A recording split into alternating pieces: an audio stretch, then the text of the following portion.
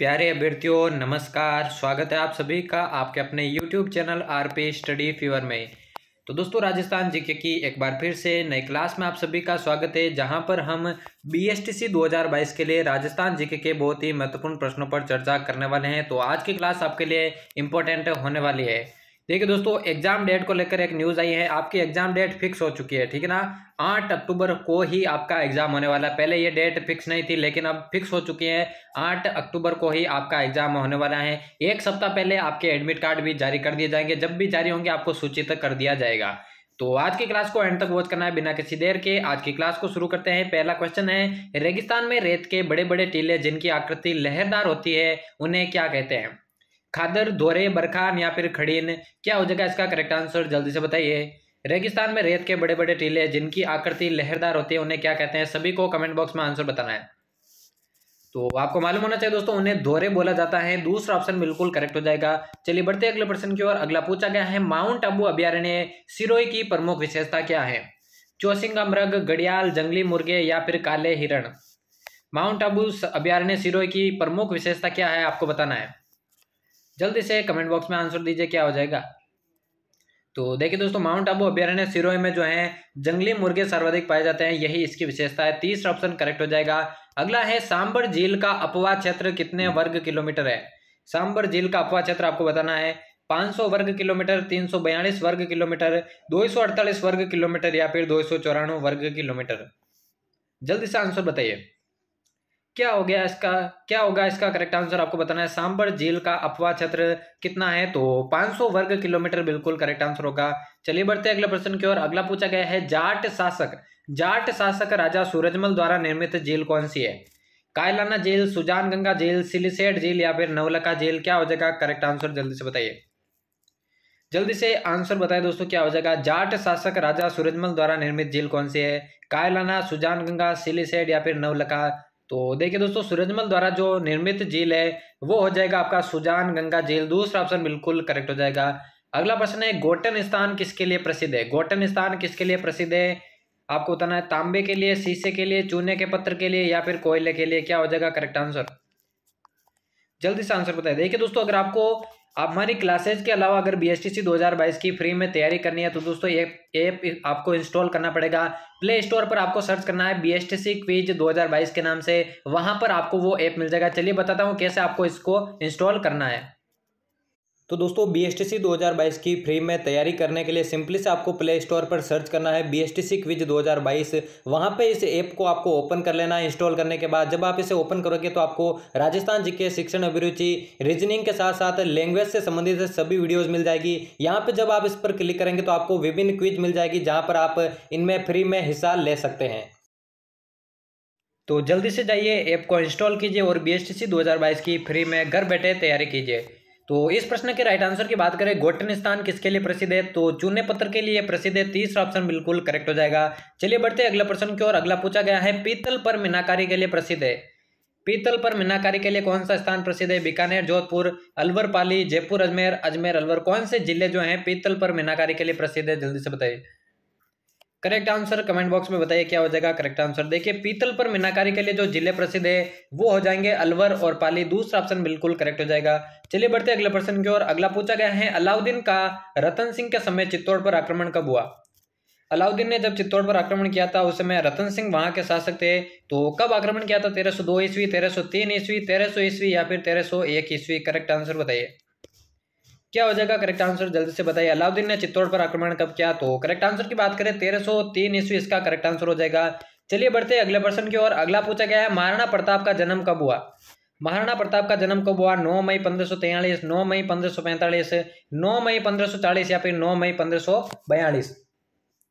महाराणा प्रताप का आपसे जन्म पूछा गया और महाराणा प्रताप बहुत ही अच्छा टॉपिक है, महत्वपूर्ण टॉपिक है। यहाँ से प्रश्न पूछे जाते हैं। इनके जन्म की बात करें दोस्तों, कुंभलगढ़ के कटारगढ़ में, ठीक है ना। कुंभलगढ़ के कटारगढ़ के बादल महल में 9 मई 1540 को महाराणा प्रताप का जन्म हुआ था। तीसरा ऑप्शन बिल्कुल करेक्ट हो जाएगा। अगला देखिए, कालबेलिया का सबसे अधिक आकर्षक प्रेम आधारित युगल नृत्य कौन सा है? संकरिया, बागड़िया, पणियारी या फिर इंडोनी? ये चारों नृत्य आपको याद रखना है दोस्तों। चारों के चारों आपके कालबेलिया जाति के नृत्य हैं। आपसे ये भी पूछा जा सकता है कि ये नृत्य किस जाति का है, तो ये भी आपको याद रखना है। कालबेलिया का सबसे अधिक आकर्षक प्रेम आधारित युगल नृत्य की बात करें तो संक्रिया नृत्य बिल्कुल करेक्ट आंसर हो जाएगा। अगला प्रश्न की ओर बढ़े। अगला प्रश्न है मीराबाई के दादा कौन थे? विमलपाल, राव बिका, राव दूधा या फिर संग्राम सिंह। मीराबाई के जो दादा थे वो कौन थे आपको बताना है। करेक्ट आंसर क्या हो जाएगा? तो मीराबाई के दादा थे दोस्तों राव दूधा उनका नाम था। तीसरा ऑप्शन बिल्कुल इसका करेक्ट आंसर हो जाएगा। चलिए बढ़ते हैं अगले प्रश्न की ओर। अगला पूछा गया है तिल चौथ कब मनाई जाती है? तिल चौथ कब मनाई जाती है? कार्तिक शुक्ल एकादशी, भाद्रपद कृष्ण चतुर्थी, माघ कृष्ण चतुर्थी या फिर फाल्गुन शुक्ल एकादशी।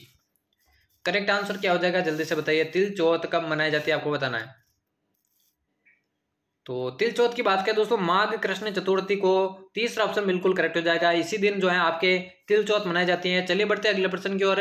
और चैनल को अभी तक सब्सक्राइब नहीं किया तो चैनल को सब्सक्राइब करके बेल आइकन को प्रेस कर देना, क्योंकि इसी तरह के महत्वपूर्ण क्लासेज और नोटिफिकेशंस आपको इस चैनल पर मिलते रहेंगे।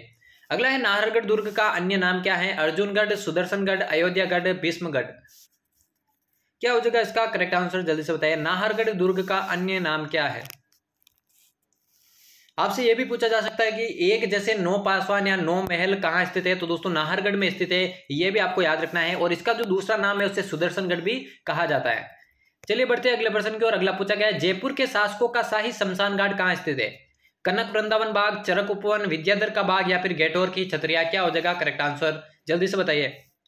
जयपुर के शासकों का शाही शमशान घाट कहाँ है आपको बताना है।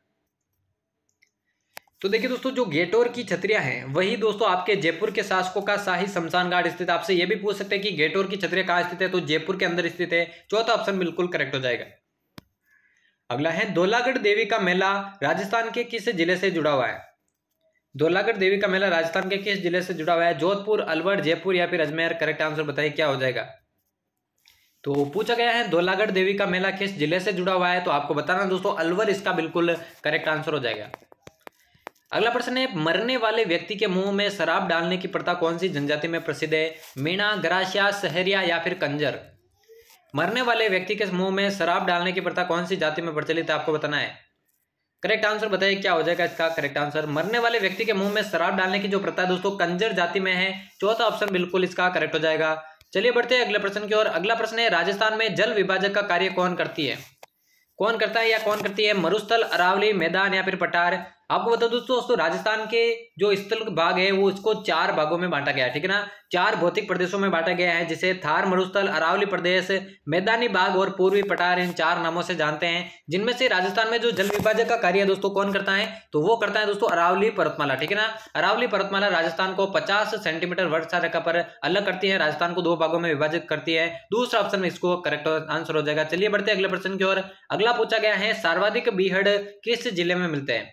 बीहड़ दोस्तों जो उत्कात भूमि होती है उसे बीहड़ बोला जाता है। धौलपुर, बांसवाड़ा, करौली या फिर प्रतापगढ़। जो मृदा का अपरदन होता है तो सर्वाधिक बीहड़ किस जिले में मिलते हैं? क्या हो जाएगा करेक्ट आंसर। धौलपुर, बांसवाड़ा, करौली या फिर प्रतापगढ़। करेक्ट आंसर बताइए क्या हो जाएगा इसका सही आंसर। तो सर्वाधिक जो बीहड़ है और वो हो जाएगा दोस्तों करौली जिले में, ठीक है ना। तीसरा ऑप्शन इसका करेक्ट हो जाएगा।